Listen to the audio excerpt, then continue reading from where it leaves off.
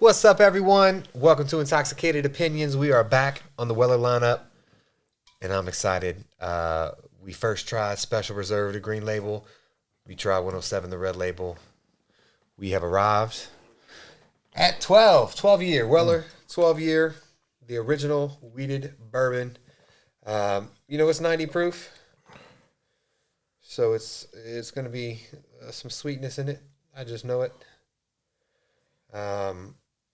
I heard the only difference between this and some of the other Wellers is it's aged 12 years. I'm a real big fan of that Special Reserve. So for retail, I think it's $40 or $50 is the manufacturer suggested retail price. MSRP. 40 or 50. There you go. You can't find it in the store. There's this weird I don't Makes know. it $369 or about $370 To buy it? Yep. It's a weird allocation of liquor that the demand is so high and the supply is so low, and it's just not really keeping up. So if you find it for $50, buy 10 bottles. You can sell them for $250, $300 maybe. I don't know what the deal is. Yeah. So I'm expecting greatness if my supplier said he paid $250 for this bottle. So I'm expecting this to be great if that's what we're paying. It's that bourbon smell. Very strong. I got to take a break and calm myself. Bro, you need to lose weight. No, I don't, man. Yes, you do. You're breathing hard. That's because the muscles take a lot of oxygen, fool.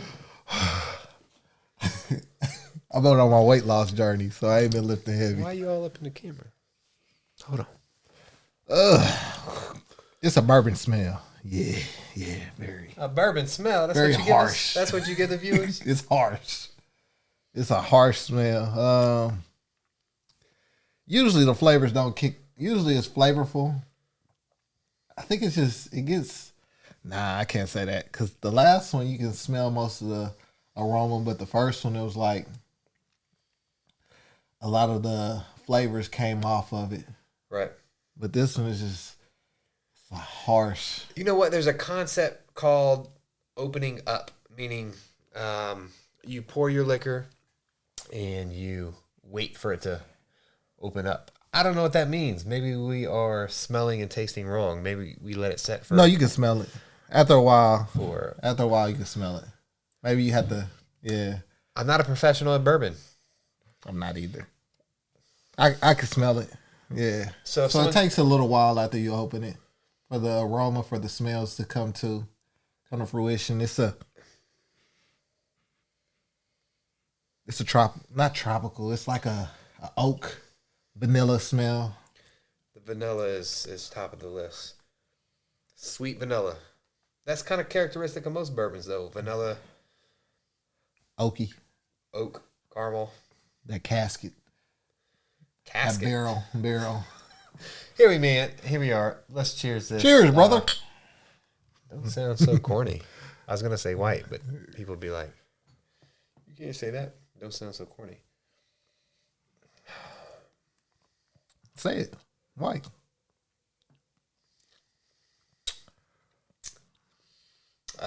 Speech is not a color. Thank you very much. How you talk. That ain't a color either. Is a perception of your culture. Anyways, to the bourbon. I'm gonna need a couple sips to really get this. No, I don't. My brain's processing. I like it better than the last two.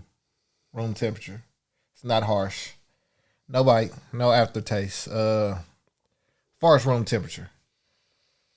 You can taste the flavors. Like the vanilla comes off very good. It's not harsh at all. No after bite. No real burn for a bourbon. Most people like that, but I don't like that. So I like that as far as this bourbon, as far as this year, this age. like this a I'm lot. very much a fan of this on at room temperature.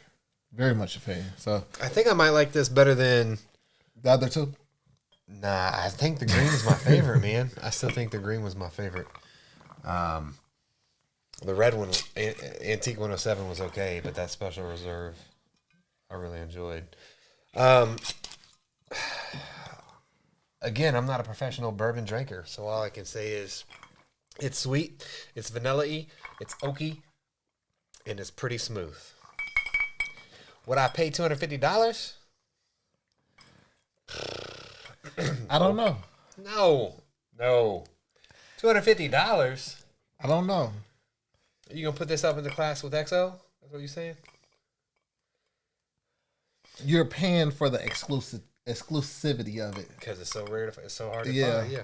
You're paying for the exclusivity. Based on taste, hey, I bet if I put this in a blind taste test, Based on if I pulled it out, like, you know, it was like, this is one of my top brands. No. But based off exclusivity, it's not bad. on ice, I might like it better at room temperature. We'll see.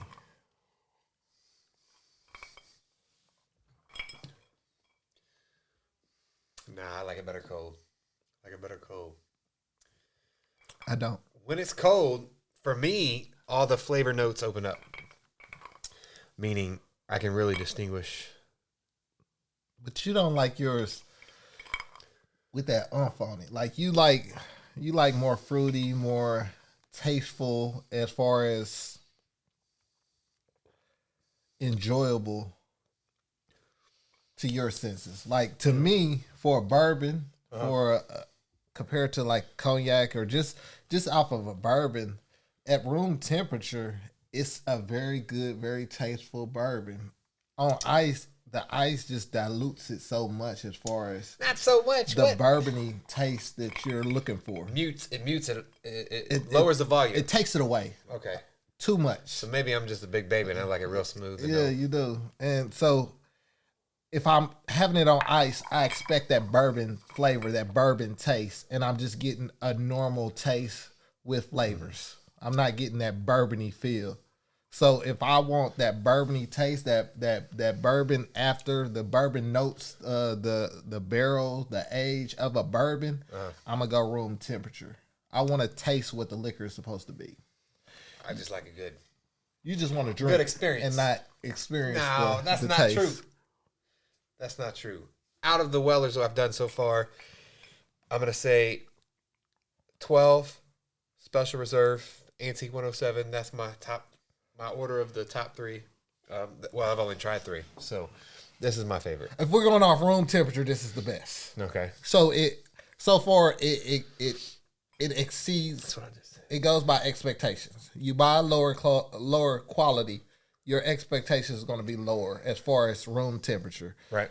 You're getting your bourbon taste. You're getting the notes, the hints of vanilla, the notes of the barrel that it's supposed to be. On ice, there's so many different variables, different things to take into factor.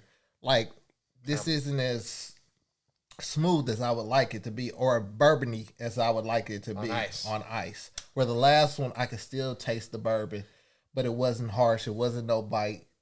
So a couple of the videos I did with whiskeys in the past, I would pour a little water into my glass. Apparently, that's a big no-no. When they say add water, these people, professionals, if you will, take like droplets or like 3 to 5 drops of water will dilute the flavor enough. And they see me pour the whole. I put in, probably 10 drops or something silly. And they said, you can't do that. You're messing up the flavor. Well, I do what the fuck I want. I bought the liquor. You know what I'm saying?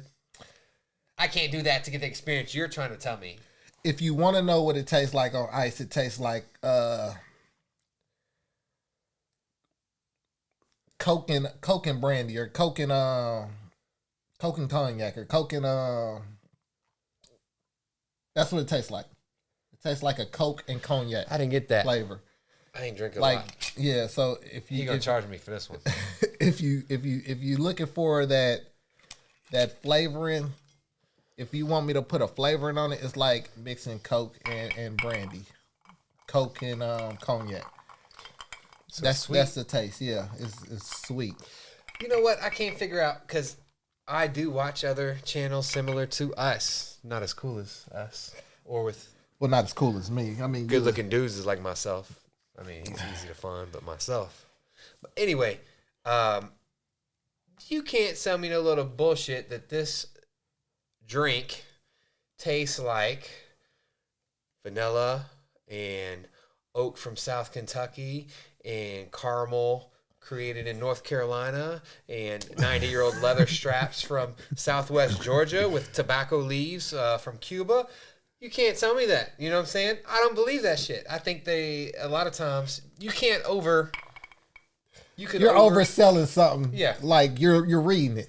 Right. Like most people want a basic description of what it tastes Tell like. us your experience. So on ice, it's like having a brandy and Coke. Room temperature, it's like having a very tasteful bourbon. And I like that. I like that at room temperature. Like, bruh, if I'm sitting here and I'm chopping it up with the boys, with the fellas, or I'm sitting here at a dinner, I'm going to go to this. And I'm going to have it at room temperature. Like women have wine. Right. That's how this is. It's very tasteful. It's very All I'm saying is exquisite. I don't want to see anyone commenting saying that they you should taste. That look like they ain't been to Kentucky, they ain't been to Tennessee, ain't been to Scott. You should taste A through Z in this specific order. And these A through Z things should be from this region. And the taste will tell you the age it was developed, all that shit. I'm like, come on now. It's bourbon. You can't tell me a million things. I can't get it. It's like when you had like bourbon, cognac, tequila, or just bourbon, cognac, whiskeys, scotches. You could taste the difference between them. Yeah. So it's not like, you know, if it's a good scotch, you know if it's a bad scotch, a good Irish. But I'm saying, I don't know how someone can sit there and pinpoint, hey. I think they're just reading notes.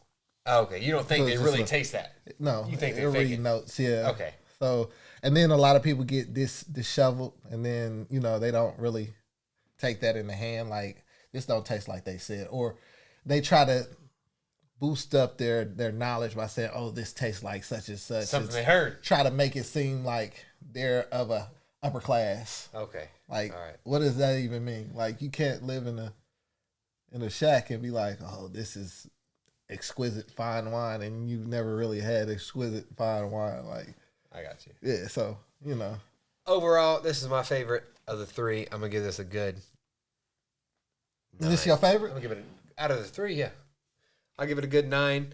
I'm not going to buy it, though. You know, I'm not going to go spend $250 for this. If you're a bourbon collector or you're a bourbon enthusiast, or... I think I gave the last one an 8.5. Did you? Yeah. Because it was so good. And like I said, you can still taste the bourbon. You like the red one? No, it was the green. Okay. It was the green. The green one was the first one we did. Was it? Yeah. No, it was the red one then. Yeah, it was the red one. It was last week. Because we still got Antique 107 Yeah, it was last week. Antique 107, that's what it was. Okay. So, yeah.